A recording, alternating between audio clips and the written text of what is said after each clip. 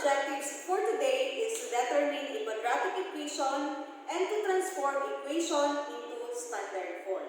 But before that, every equation which can be written in the form of ax squared plus bx plus c equals 0, where a, b, and c are real numbers, and a is not equal to 0. It is called quadratic equation. If the highest exponent of your variable is 2. Okay? It is a polynomial of degree 2 or second degree. Okay, next. Notice that the quadratic equation has only one variable. Take note of this. One variable, which is x. And all exponents must be positive. So, the sign of your number or exponent is in the left side. So, positive, positive, and positive. Okay. Ax squared is the ax squared plus bx equals plus c equals 0. Where ax squared is the quadratic form. Bakit siya tinatawag na quadratic form? Because the exponent of your variable x is 2.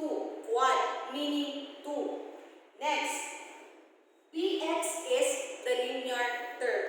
Why is it linear term? It's because the highest exponent of your variable x in the second term is 1. Linear meaning 1. Lastly, c is the constant term. C is the constant term, meaning this one is a purely number. Your a and b has a variable, which is x. Okay? Next, we have an example. X squared plus 4x plus 5 equals 0. Okay, this is an example of a quadratic equation. Why? We have three terms. 1, 2, 3. The highest exponent of your first term is 2, meaning quadratic. Then, 4x, the highest exponent of your variable x is 1. So, this is an example of quadratic equation. Another example. We have x squared minus 3x equals 0. So, we have two terms. We have x squared and negative 3x. Tinatawag pa rin siya na quadratic equation because the exponent of your variable x of the first term is 2.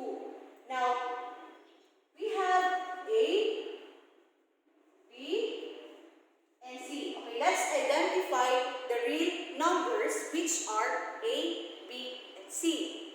Okay, for our a, the numerical coefficient of your a is 1.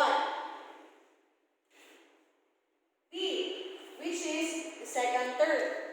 The numerical coefficient of your second term is negative 3. Now, since we don't have a c or the last term, so this is 0.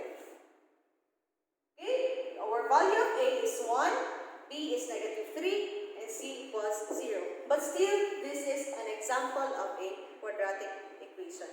Last example. We have x squared equals 9.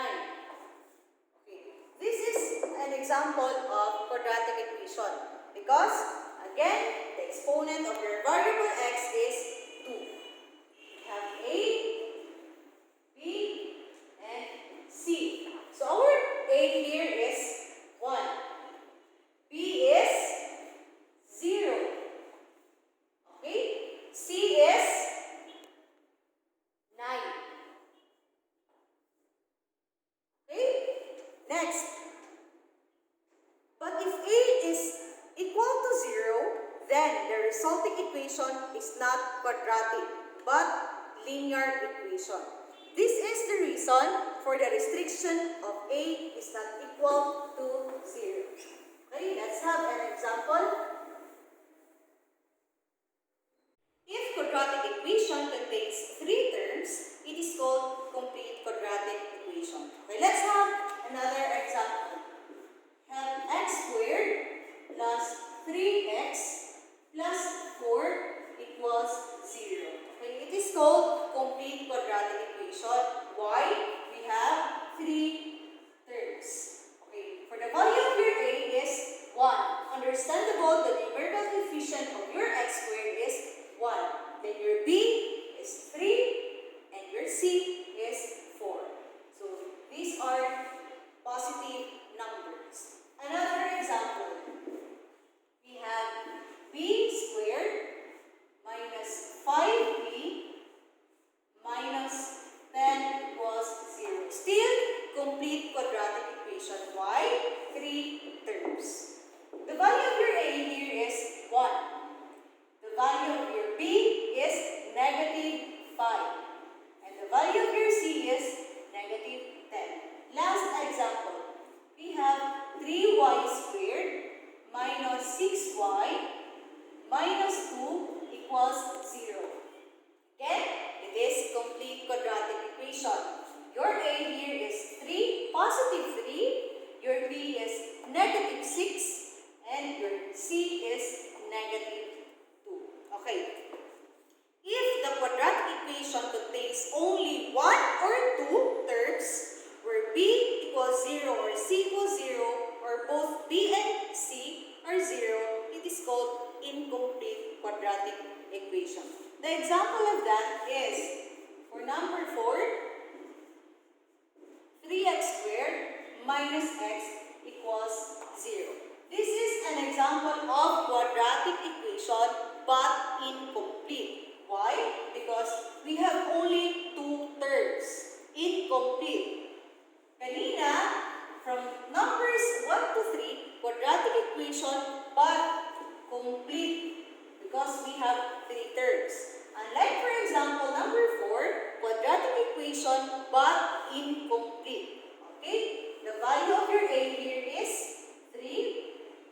B is negative 1, understandable, na may 1 yan siya dyan. And your C here is 0, incomplete. Number 5 example. X squared minus 7 equals 0. Again, incomplete pa rin siya because we have only 2 terms. For your A is 1, B is 0, and C is negative 7. Take note how to identify. B, meron siyang variable. Okay? Ang C is constant or numerical coefficient or purely number lang siya. The last example, we have 2x squared equals 0. But still, it is called quadratic equation. Why? Because the highest exponent of your variable is 2. But this is a incomplete quadratic equation. Now, your A here is, of course, 2. B is, yes, 0. And your C is also 0. Okay? Next.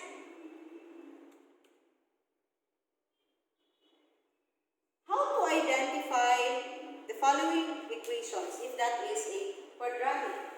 Okay? Another example.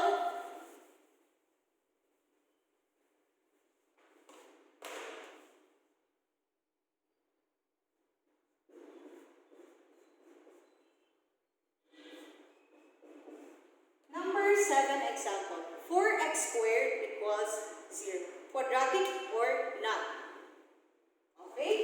For number 8, 3x squared equals 6x plus 2. Again, for number 7, it is a quadratic. Number 8 is still quadratic equation. Number 9, 4x minus 2 equals 7. For number 9, this is what we call linear equation. Why? Because the highest exponent of your variable x is 1, linear. Okay? For last example,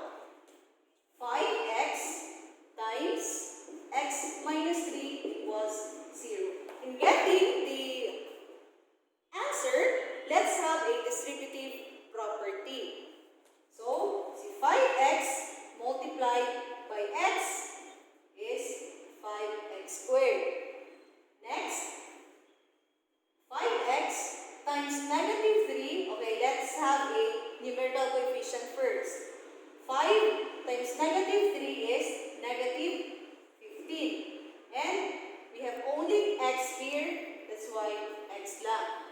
Unlike for the first term, x times x is x squared. But if we are going to add x plus x, 2x, okay, equals 0.